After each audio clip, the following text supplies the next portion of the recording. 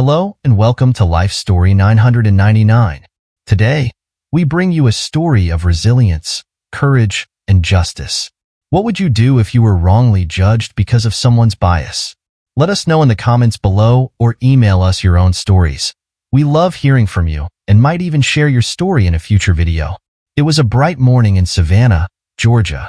Mildred Parker, a well-respected federal prosecutor, was starting her day with what she thought would be a simple task: addressing a parking ticket in municipal court. Mildred was used to tackling complex federal cases, but today she found herself in a less formal setting, a local courtroom with a minor personal matter to handle. Mildred wasn't dressed in her usual courtroom attire. Instead, she opted for a casual navy blue blazer over a white blouse and black slacks, her natural hair pinned back neatly. Her appearance was unassuming, and perhaps that was why the judge, Henry Barnes, overlooked who she truly was. Judge Barnes, an older man who had presided over local cases for decades, was known for his sharp tongue. He took pride in his courtroom's punctuality and demanded respect from everyone. At exactly 9 a.m., he entered the room, nodding at the attendees, most of whom were there for small infractions. He glanced around approvingly at those who had arrived early. Most were dressed in business attire, their paperwork neatly organized. Mildred, delayed by an urgent work call from her boss regarding a major federal case, walked into the courtroom at 9:10 a.m. She had spent the last half hour parked outside a coffee shop, reviewing sensitive documents related to a high-profile human trafficking case. As she stepped into the courtroom, she could feel the weight of Judge Barnes' disapproving gaze. "Miss Parker, you were scheduled for 9 a.m. sharp," Judge Barnes announced, his voice dripping with irritation. "Do you think your time is more valuable than the court's time?" The room went quiet, and all eyes turned to Mildred. Without even giving her a chance to explain, the judge raised his gavel and fined her $500 for tardiness. He spoke to her as if she were a student being scolded for skipping class, not a professional who had dedicated her career to serving justice. But today, Judge Barnes would learn that appearances can be deceiving. Mildred stood at the podium, her expression calm, though her heart pounded in her chest. She had faced intimidation before, but this was different. It was personal. She took a deep breath, readying herself to speak, knowing that this moment demanded not just composure, but courage. "Your Honor," she began, her voice steady, "I understand the importance of punctuality in this courtroom. However, I was delayed due to an urgent federal matter involving a high-profile case. I'm here today to address a parking ticket, but I assure you, I am committed to justice just as much as anyone in this room." Her tone was respectful, but firm. Judge Barnes hesitated, clearly caught off guard by her composed response. He looked at her more closely, as if realizing there was more to her than he had assumed. Mildred continued, "I believe we are all here to serve justice, Your Honor. And that includes treating each individual with the fairness and respect they deserve." The judge's stern expression softened for a moment, and the room seemed to shift. Mildred's quiet strength was palpable, and those present could feel the power of her words. Judge Barnes cleared his throat, his posture stiffening once again. "Very well, Miss Parker. Let's proceed," he said, though his voice lacked the earlier harshness. Mildred nodded, stepping back from the podium. She knew that this small encounter was just the beginning, and she was prepared to see it through, not just for herself, but for everyone who had ever been unfairly judged. Mildred stood at the podium, her posture straight and calm. She had faced countless challenges in her career, from prosecuting organized crime to tackling corruption, but this was different. This was an abuse of power happening in real time, right in front of her. Judge Barnes hadn't even looked at her credentials before passing judgment. "Your Honor, if I may," Mildred began, her voice steady, "I'd like to introduce myself properly for the record." She reached into her bag and held up her badge. "My name is Mildred Parker. I am an assistant United States attorney, currently serving the Northern District of Georgia." The golden badge glinted in the sunlight streaming through the tall windows, and the entire courtroom seemed to hold its breath. Judge Barnes' face, which had been red with authority just moments before, suddenly went pale. He shifted uncomfortably in his seat, realizing that he had made a grave mistake. The courtroom was silent, and the expressions of those seated ranged from surprise to satisfaction. The clerk, Mrs. Thompson, who had been typing away at her desk, paused and looked up, her fingers hovering over the keyboard. Mildred continued, her voice unwavering. I apologize for my tardiness, Your Honor. I was delayed due to urgent federal business concerning a high-profile human trafficking prosecution. I believe, as officers of the court, we should all prioritize justice, both here and at the federal level. Judge Barnes swallowed hard, and the once authoritative demeanor seemed to shrink. He fumbled with the papers in front of him, clearly unsure of how to proceed. Well, Miss Parker, had I known your position, he began, but Mildred cut him off. Your Honor, my position should not matter, she said firmly. What should matter is fairness and equal treatment under the law. She looked around the courtroom, meeting the eyes of those watching. Many nodded subtly, clearly moved by her words. I have also taken note of how others in this courtroom have been treated today, she added, and I intend to ensure that our justice system lives up to its promise of equality. Judge Barnes shifted in his chair, visibly uncomfortable. He knew he had overstepped, and now his actions were being called out publicly by someone with the power to hold him accountable. His once firm grip on the proceedings now seemed to falter, his voice losing its edge as he responded, Miss Parker, you make a fair point. Let's proceed with your case. Mildred could feel the tension in the room ease slightly, but she knew this wasn't over. Her words had struck a chord, and the courtroom was now more than just a place where minor infractions were addressed. It had become a stage for something greater. She looked over at Mrs. Thompson, who gave her a small nod of encouragement. Mildred stepped back, allowing the judge to move on, but she could see the impact of her stand on the faces around her. One of the people sitting in the audience was an older gentleman named James Wilson. He had come in to deal with a minor parking violation, but as he watched the exchange between Judge Barnes and Mildred, he felt a sense of vindication. James had lived through years of injustice, and he had seen firsthand how those in power could misuse their authority. Seeing Mildred stand up for herself and call out the judge's behavior made him feel, for the first time in a long while, that things might be changing for the better. The proceedings continued, and Judge Barnes handled the next few cases with an uncharacteristic caution. His usual sharpness seemed dulled, replaced by an almost hesitant demeanor. Mildred stood at the back, observing quietly. She noted how his tone shifted when addressing defendants, his once curt words now tempered with a newfound respect. It was subtle, but noticeable, and it gave her a sense of hope. After the session ended, Mildred gathered her things, ready to leave. As she made her way towards the exit, she felt a tap on her shoulder. Turning around, she saw James Wilson standing there, his eyes filled with gratitude. Ma'am, he said, his voice slightly trembling, I just wanted to thank you. What you did in there, it mattered. Not just for you, but for all of us. Mildred smiled warmly, placing a reassuring hand on his arm. Thank you, sir. It's important that we all stand up when we see something wrong.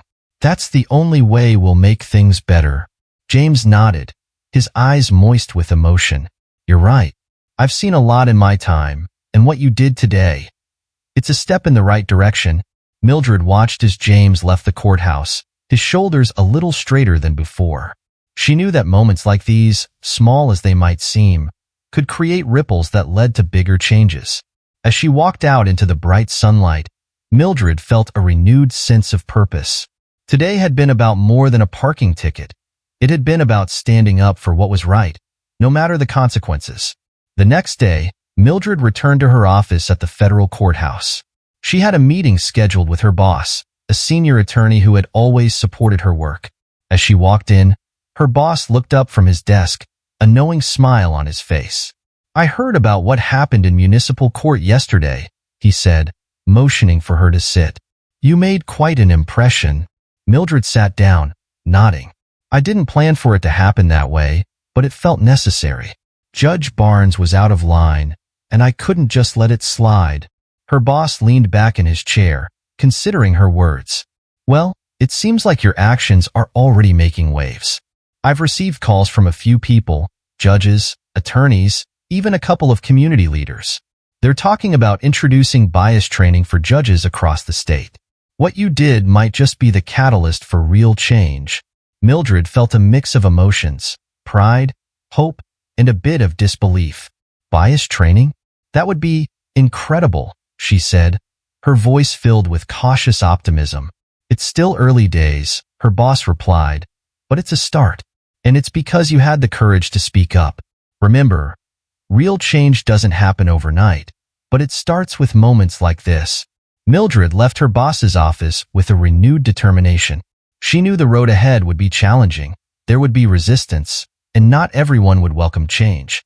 But she also knew that she had a responsibility to use her voice, not just for herself, but for those who couldn't. A week later, Mildred received an invitation to speak at a local community event. The organizers wanted her to share her story, to inspire others to stand up against injustice.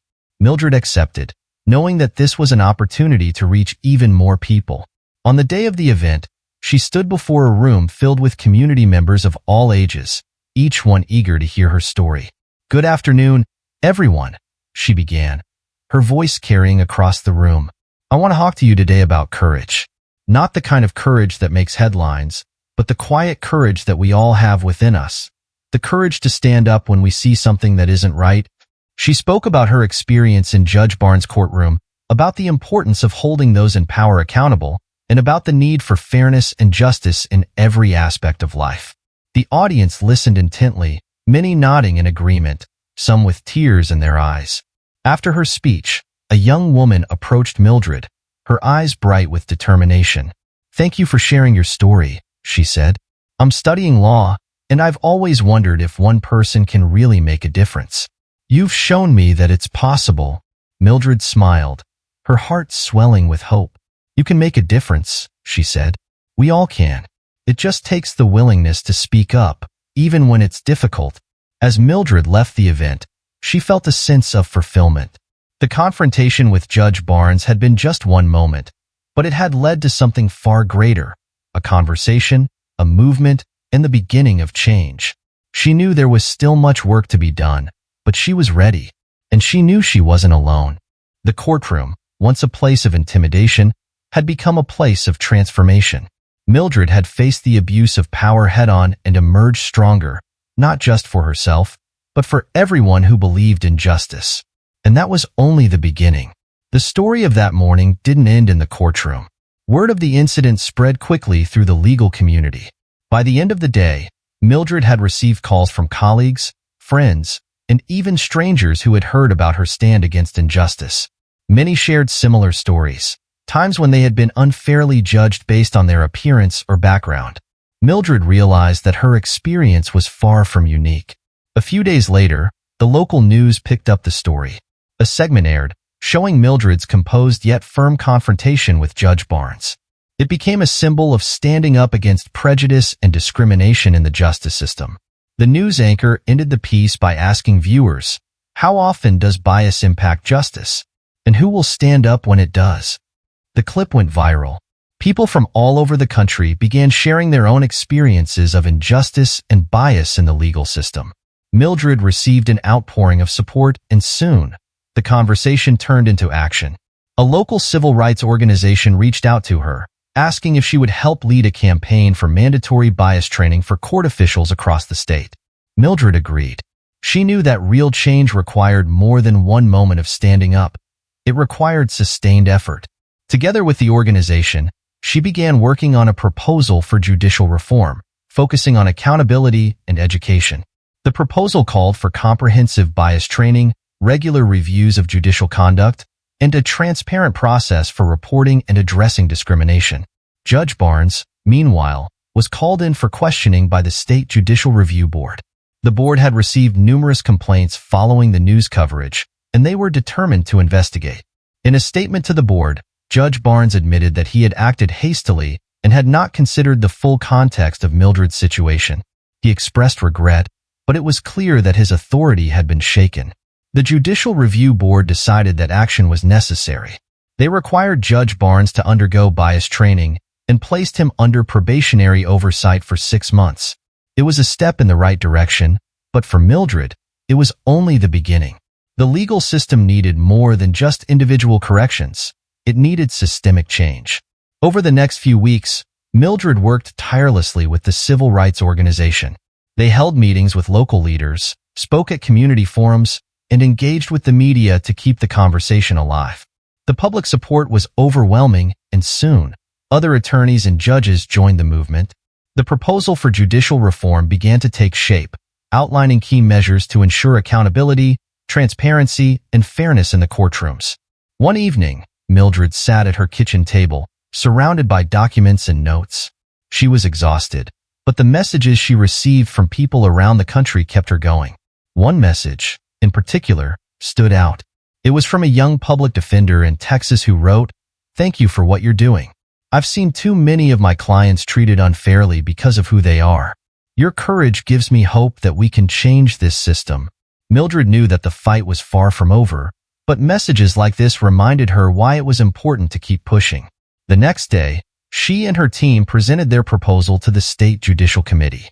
The room was filled with reporters, community leaders, and legal professionals. Mildred stood at the podium, her heart pounding but her resolve unshaken. "Ladies and gentlemen," she began, "today, we have an opportunity to make a real difference in our justice system. We have seen the impact of bias, how it undermines trust, how it hurts individuals and communities, and how it erodes the very foundation of justice. This proposal is about more than just training. It's about accountability, transparency, and ensuring that every person who walks into a courtroom is treated with the dignity and respect they deserve." The committee listened intently as Mildred outlined the key components of the proposal: bias training for judges and court staff, regular audits of judicial conduct, a hotline for reporting discrimination, and community oversight panels, all aimed at creating a fairer, more just system. The room was silent as she spoke, her words resonating with everyone present. After the presentation, there was a moment of stillness. Then, one of the committee members, an older judge who had been on the bench for over 30 years, spoke up. "Miss Parker," he said, "you are right. The justice system must serve everyone equally. I support this proposal, and I believe it's time we take meaningful steps to address these issues." The endorsement from such a respected figure was a turning point. The proposal moved forward, and soon, the state legislature was discussing it. The media coverage intensified, and the story of Mildred's confrontation with Judge Barnes became a rallying cry for change. People who had felt voiceless now saw that they could make a difference, that their experiences mattered. Weeks turned into months, and progress was made. The state passed new regulations requiring all judges to undergo annual bias training, and the judicial review process was revamped to include more community input. Mildred was invited to speak at law schools, legal conferences, and community events. Her message was clear. Real change starts with each of us, and it requires courage, persistence, and a commitment to justice. Judge Barnes, after completing his bias training, returned to the bench. He was a different man. He approached his role with more humility, more awareness of the power he wielded and the impact of his actions. In one of his first cases back, he addressed the courtroom, his voice measured and sincere. "I have learned that justice is not just about the law," he said. "It's about the people we serve. I am committed to being better, to ensuring that every person who stands before me is treated with fairness and respect." Mildred watched the clip of Judge Barnes' statement on the news that evening. She knew that true transformation took time, but this was a start. The judge's words were a testament to the power of accountability and the possibility of change. It wasn't about tearing people down. It was about building a system that worked for everyone. One afternoon, Mildred received a call from James Wilson, the older gentleman she had met in the courtroom that day. His voice was warm, filled with appreciation. "Miss Parker," he said, "I wanted to thank you again. What you did that day made a difference. I see it now, in the way people are treated. It's like a weight has been lifted." Mildred felt a lump in her throat. "Thank you, Mr. Wilson. It means a lot to hear that. We still have work to do, but I'm hopeful." "You should be," James replied. "You've given us hope too." Mildred hung up, a smile on her face. The ripple effect of that one morning in court had grown into a wave of change. People were paying attention, conversations were happening, and the justice system was starting to shift, slowly but surely, towards fairness and equality. Mildred knew the road ahead would still have challenges, but she was ready to face them. She had seen firsthand the power of standing up, of speaking out, and of refusing to accept injustice. And she knew that as long as there were people willing to fight for what was right, there was always hope for a better future. The legacy of that confrontation went beyond the courtroom. It became a story told in law classes, a case study in judicial ethics, and an inspiration for young lawyers who believed in justice. Mildred Parker had not just stood up to a judge. She had stood up for justice itself, and in doing so, had shown everyone that true change is possible when we refuse to stay silent. 3 months later, changes were already beginning to take place. The Judicial Review Board implemented new rules requiring all judges to undergo annual bias training. The local courthouse introduced a system for tracking and reviewing fines, ensuring that all penalties were applied fairly, regardless of the defendant's background. Judge Barnes, once known for his rigid and sometimes harsh demeanor, had taken a leave of absence. When he returned, he was a different man. He stood before his courtroom and addressed those present. "I have made mistakes," he said, his voice softer than before. "I am committed to treating every person who stands before me with the respect and fairness they deserve. I have learned, and I will continue to learn." Mildred, sitting in the back row, watched as the judge spoke. She knew that change was often slow, but seeing this moment of humility gave her hope. After the session, Judge Barnes approached her. "Miss Parker," he said, "I want to thank you for holding me accountable. It's not easy to face one's own faults, but it's necessary." Mildred smiled. "Justice isn't just about the law, Your Honor," she replied. "It's about making sure everyone is treated with dignity." The two shared a moment of understanding, a recognition that the pursuit of justice was not about perfection, but about continuous growth. Judge Barnes nodded, and Mildred could see the sincerity in his eyes. He truly wanted to change, and that was enough to give her hope for the future. In the following weeks, Mildred noticed more changes taking place within the courthouse. Clerks were receiving sensitivity training, bailiffs were encouraged to de-escalate tense situations with compassion, and community members were invited to provide feedback on courtroom procedures. It was all part of the reform that Mildred and her colleagues had fought so hard to put in place. One day, Mildred was called to a meeting with the new head of the Judicial Review Board. She entered the conference room to find a group of people waiting, community leaders, fellow attorneys, and even some former defendants who had experienced bias firsthand. They were gathered to discuss the progress of the reforms and brainstorm additional initiatives to further improve the system. "Miss Parker," the board head began, "your bravery has inspired a movement. We're seeing more people come forward, more conversations happening, and more willingness to address the flaws in our justice system. What are your thoughts on where we should go next?" Mildred took a deep breath, feeling the weight of the responsibility on her shoulders. "We need to keep focusing on education," she said. "It's not enough to just train judges and courthouse staff.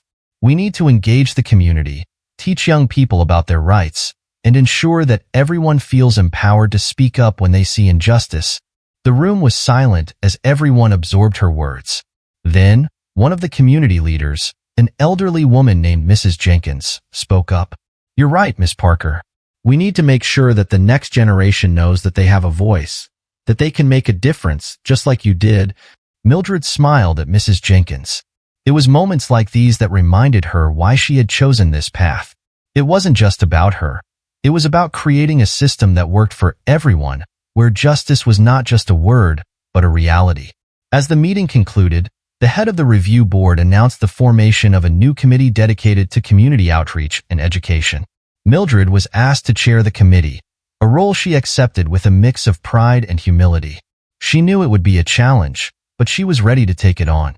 In the weeks that followed, Mildred worked tirelessly with the committee to develop programs aimed at educating both the public and court officials.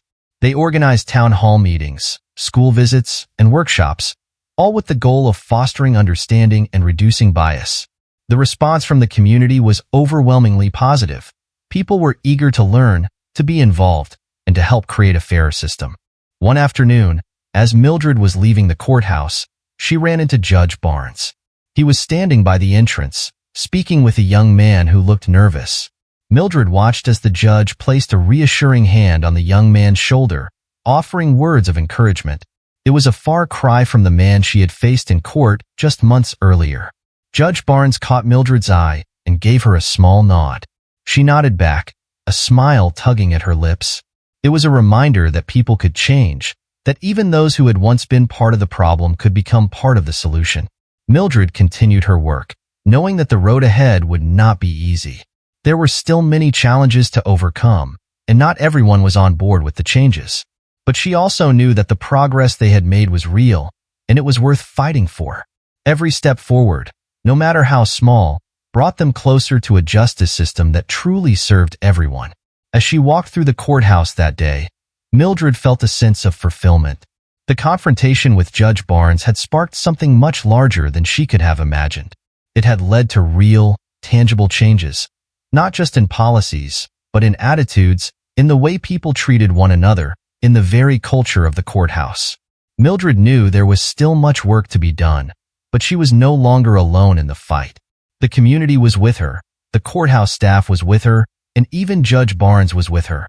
Together, they were making a difference. One case, one conversation, one act of courage at a time. Justice and reconciliation were not destinations. They were journeys.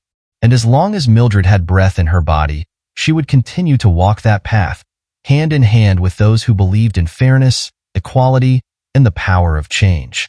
The changes didn't stop at the courthouse. Mildred continued to work with the civil rights organization, and soon, the bias training program was being implemented statewide. Other states took notice, and similar initiatives began popping up across the country.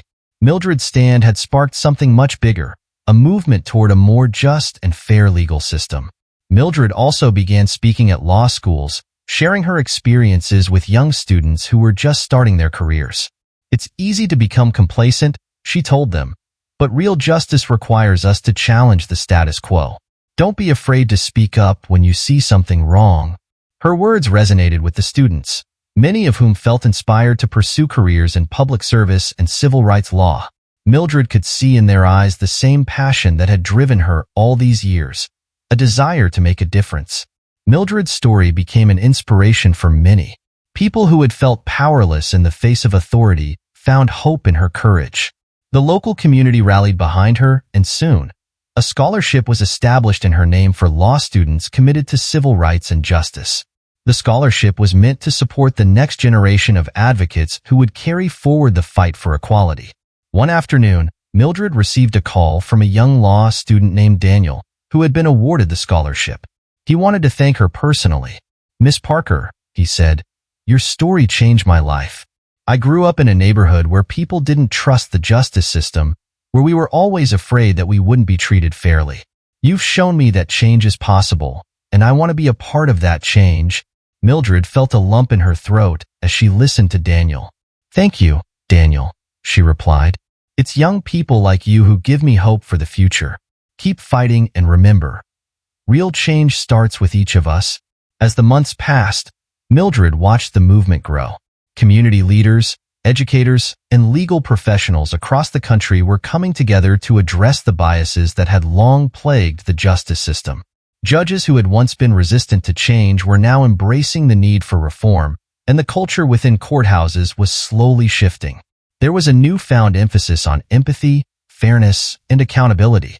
Mildred also began collaborating with other civil rights advocates to create educational materials for schools. They developed a curriculum aimed at teaching students about their rights, the importance of equality, and the role they could play in shaping a fair society. She believed that change had to start early, that young people needed to understand the value of justice and their own power to affect it. One day, Mildred was invited to speak at a community event celebrating the progress that had been made. The event was held in a local park, and hundreds of people gathered to hear her speak.